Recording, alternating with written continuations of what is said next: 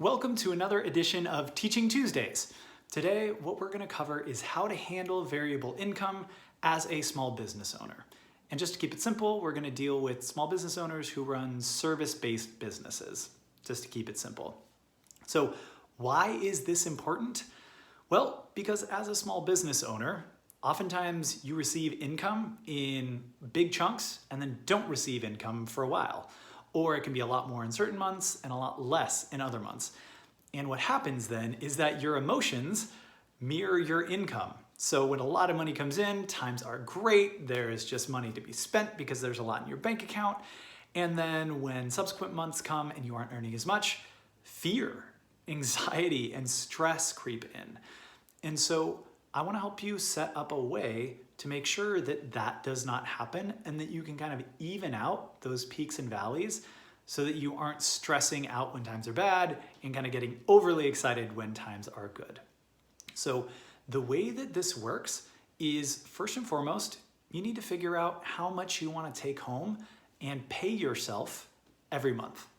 So the best place to start with this is having a budget on the personal side so that you know, okay, if my monthly take home or my monthly spending is, let's just say, $4,000, right? Then you know that you'll need to pay yourself a steady salary of $4,000 every month in order to cover those bills. So first and foremost, you will need to know how much you're spending every month, aka a budget. So now let's look at a hypothetical example of how this actually works. So let's say in month 1, you earn gross income, all income from clients, $8,000. Then in month 2, you earn $6,000. And in month 3, you earn $2,000, right? Gross income.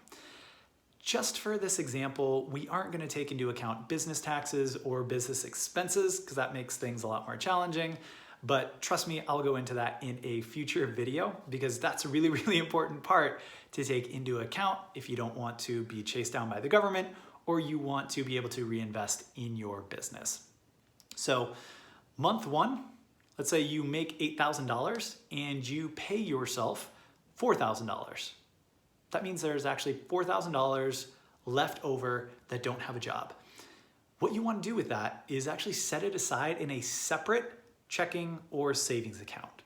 So where all of your client income or business income comes into, that comes into a checking account. And then you move that extra money after you pay yourself into a separate business checking or savings. And the purpose of that extra account is to be the variable income fund. So when times are good and you make more money than you need to pay for your salary, money goes into that fund. And when you make less, you can pull it out. So in this example, after month 1, you have $4,000 in that savings. Month 2 comes around, you make $6,000, whereas you pay yourself $4,000 and have $2,000 left over that goes into that pot. So now you have $6,000 in the pot. Month 3 comes around and you only earn $2,000 of gross income from clients.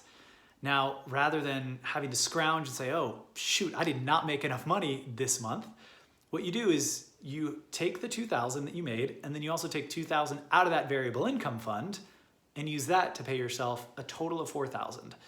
So what that looks like is you paid yourself $4,000 in take home every month, and you still have $4,000 left over in that variable income fund, and emotions mirroring the income. Oh, not mirroring the income. Shoot, I almost said that wrong.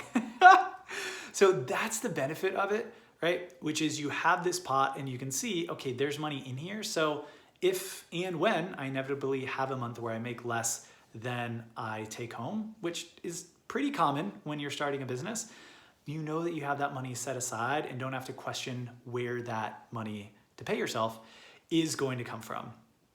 I know this was really quick and down and dirty, but that's really the foundational basics, is having a separate savings or checking where you can put extra money when times are good and take money away from when times are not as good. If you have any questions, I would love to hear what they are. Please put them in the comments or shoot me a DM and I'll get back to you. And I look forward to seeing you on another edition of these Teaching Tuesdays.